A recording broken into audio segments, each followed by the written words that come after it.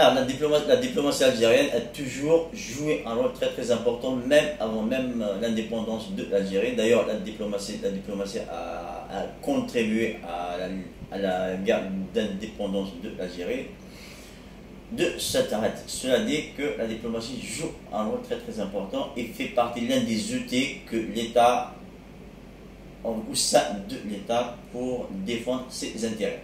Parmi les intérêts de l'État, évidemment, il y a la question de la stabilité et de la sécurité. La stabilité intérieure est un élément très important et la diplomatie contribue de façon directe à maintenir cette stabilité. Alors, dans le cas de l'Algérie, l'Algérie a toujours essayé d'avoir une politique indépendante, a toujours privilégié le non-alignement et privilégier ses propres intérêts nationaux.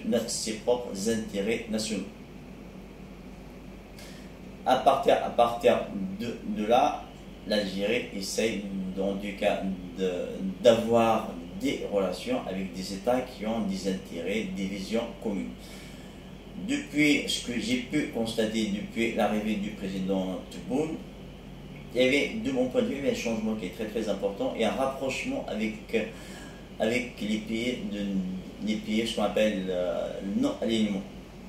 On se retrouve un renforcement des relations avec la Chine, un renforcement des relations avec des alliés traditionnels comme la Russie. On a vu récemment des échanges de plus en plus importants avec le Venezuela, avec Cuba, avec les Iraniens récemment. Justement, l'Algérie s'est beaucoup félicitée du rapprochement avec l'Arabie Saoudite. Ce que je veux dire par là, c'est que l'Algérie a commencé à maintenir, à favoriser des relations, ce qu'on appelle sud-sud, avec des États qui ont des intérêts très importants.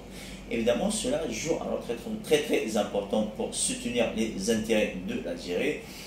Le fait que l'Algérie a été désignée comme membre du Conseil de sécurité de l'ONU, certes, il y avait le soutien de la Russie, mais elle a également obtenu le soutien des pays du Sud, comme les pays africains. À partir de là, une telle position ne peut que servir les intérêts de l'Algérie et il y avait évidemment la question de la stabilité. Quand on parle de la diplomatie, il y a ce qu'on appelle la diplomatie économique. L'économie est un facteur très important. Le développement économique, la croissance économique, ouvrir des marchés extérieurs. D'ailleurs, dans le cas de la visite de président Tebboune à la Russie, elle a clairement affirmé justement l'importance de l'économie pour l'Algérie. Et la diplomatie fait partie de ces éléments justement qui contribuent, qui jouent un rôle très important dans la promotion de ce qu'on appelle les intérêts économiques et ce qu'on appelle la diplomatie économique. وعملية التسلح الحالي يعني فيما يخص عملية التسلح l'armement de l'Algérie, si on regarde ces dernières années, il y a une hausse faramineuse des dépenses militaires à travers le monde. Dans le cas de l'Algérie, elle s'est retrouvée pendant les années 90 affaiblie sous embargo et à partir de là, a pris conscience de l'importance justement de moderniser sa défense nationale. Avec tout cet effort qui a commencé à partir de 1999 et 2000. Et ces dernières années, il y a eu un changement considérable. Il y a eu l'aggravation de la situation géostratégique et ça a affecté beaucoup l'Algérie. C'est le cas de la Libye qui a beaucoup affaibli la situation de l'Algérie avec des conséquences importantes sur le Sahel. Et l'Algérie s'est retrouvée dans une position très difficile, ce qui a incité justement à moderniser son armée pour mieux sécuriser ses frontières. Dans le cas de l'Algérie, l'Algérie a toujours affirmé en tout cas elle tient toujours au principe de non-ingérence. Par contre, elle veut justement avoir ce qu'on appelle, de mon point de vue, la posture de l'Algérie, c'est ce qu'on appelle la dissuasion du faible. C'est-à-dire faire en sorte, moderniser son armée de façon à ce que la défense de l'Algérie augmente le coût d'une invasion étrangère. C'est-à-dire si un État étranger, quelle que soit sa puissance, veut intervenir en Algérie, la défense nationale consiste à augmenter le coût.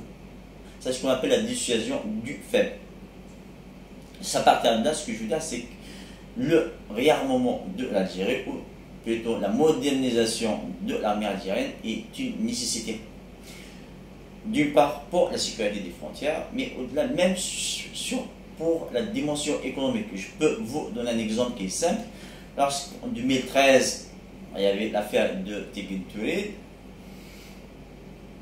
l'une des conséquences de cet attentat, c'était que la majorité des entreprises des multinationales ont quitté l'Algérie. Ça a pris du temps pour que ces multinationales reviennent. Mais s'il n'y avait pas l'armée algérienne qui a montré sa capacité à défendre, à sécuriser ses installations, pas uniquement les installations, le territoire et les frontières, aucune entreprise étrangère ne pourrait revenir. Ce que je veux dire, c'est que parfois, ce qu'on appelle les dépenses militaires, il y a ce qu'on appelle des effets indirects. La question de sécurité, parfois, il y a certaines dimensions qu'on appelle des dimensions non mesurables. Le sentiment de sécurité et ou d'insécurité, parfois c'est subjectif. Le fait que l'armée algérienne a montré une certaine capacité, cela a créé un sentiment de sécurité. Cela a fait convaincre des étrangers qui veulent investir en Algérie qu'il y a une armée qui va les protéger. Mais sans cela, il n'y aura pas d'entreprises étrangères qui vont investir en Algérie. Et vous envisagez les conséquences pour l'économie algérienne, c'est vous avez toutes les hydrocarbures qui se retrouvent complètement paralysés.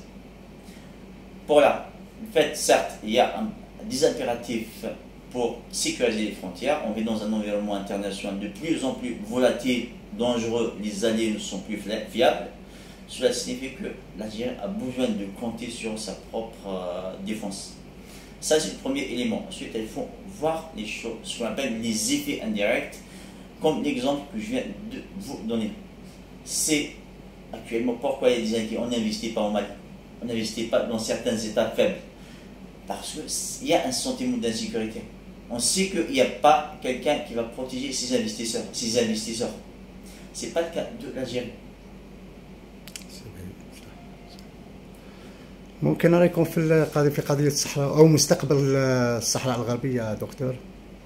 باختصار على الأقل فكرتكم حول الوضعية. En ce qui concerne la question du Sahara occidental, j'aimerais bien juste mettre l'accent sur un élément très très important. Parfois on ne le met pas toujours en avant. La position officielle de l'Algérie n'a pas été de soutenir directement l'indépendance du Sahara occidental. L'Algérie a toujours dit une chose qui est simple, que l'Algérie est pour un référendum d'autodétermination. Et que ce référendum doit inclure l'option d'autodétermination parmi d'autres. Il y a cet élément. Et l'Algérie a dit clairement, soi-disant, s'il y a un référendum dans ce domaine et que c'est l'option d'indépendance ou d'annexion au Maroc, elle va respecter le choix des Sahraouis. C'est-à-dire que sur le principe, c'est la position officielle de l'Algérie. Parce que souvent, on essaye de mettre l'accent ou la responsabilité sur l'Algérie.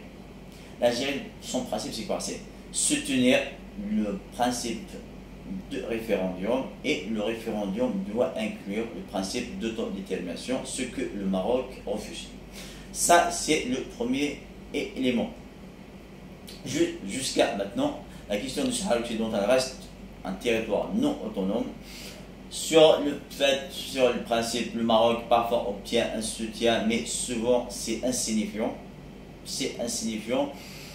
Et que peut-être le Maroc a pu se servir de la Disney noire que a traversé l'Algérie. L'Algérie à cette époque était très très intéressée, et on dirait la dimension interne a pris beaucoup d'efforts, mais l'Algérie actuellement est en train de reprendre, de mener une diplomatie très très active. Et sur la question du Sahara occidental, l'Algérie il me semble qu'il est en train de faire le nécessaire, et globalement ça reste, de mon point de vue, ça reste Donc, ce que je veux dire, c'est certes, on vit dans un monde un peu instable et incertain. Mais la position de l'Algérie était de soutenir la légalité internationale. En 1991, il y avait un processus légal qui a été chapeauté par l'ONU qui consiste à mener, en tout cas, il y avait un processus le but était de mener ce qui est un référendum au Sahara occidental. Le Maroc n'a pas respecté ce principe et essaye d'imposer le fait accompli. Il y a 7 éléments. Ensuite, il y a un élément qui est très important dont il faut tenir compte, c'est quand on regarde la constitution marocaine, elle dit quoi? Il y a même pas, on ne précise même pas les frontières du Maroc. On dit que le roi c'est le garant des frontières, mais sans indiquer quelles sont ces frontières. De mon point de vue, le Maroc reste un État révisitionniste, un État insatisfait de ses frontières actuelles. C'est ça le problème. Ça veut dire que globalement, quand on regarde certaines déclarations qui reviennent souvent de la part de certains dirigeants, ce qu'on appelle le Grand Maroc n'est pas seulement une question n'est pas juste un moyen pour faire du chantage à l'Algérie. On a vu récemment avec l'Espagne, il y avait une sorte de marchandage, mais récemment, l'Espagne s'est rendu compte que le Maroc n'a pas oublié les deux îles Ceuta et Melilla. Dans le cas du Sahara occidental, on se retrouve dans le même scénario. Il me semble que clairement, il y a un processus qui est mené par l'ONU.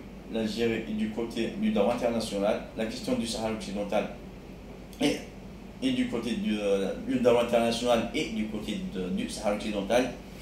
Tout ce que l'Algérie a à faire, c'est de soutenir. En fait, globalement, l'Algérie ne peut pas faire autrement. Dans sa diplomatie algérienne, la culture et l'identité stratégique de l'Algérie a toujours été du côté des pays colonisés parce que l'Algérie est un pays qui sort d'une guerre de colonisation. Ça veut dire que personnellement, il me semble que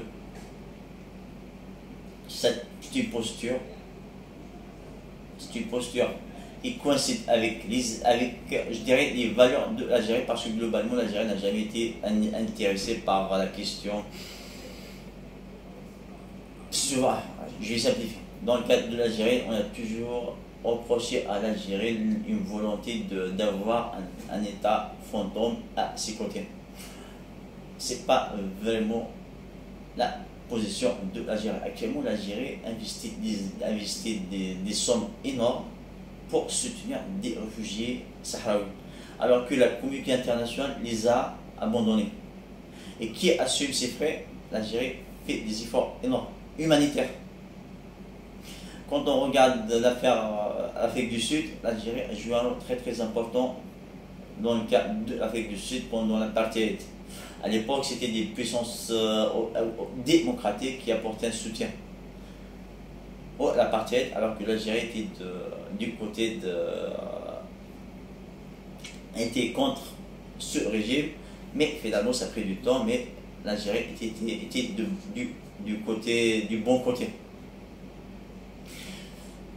Globalement, c'est ce que je peux vous dire sur le sujet. Peut-être j'ai pas été assez bref. Merci docteur. Barakallahu fik.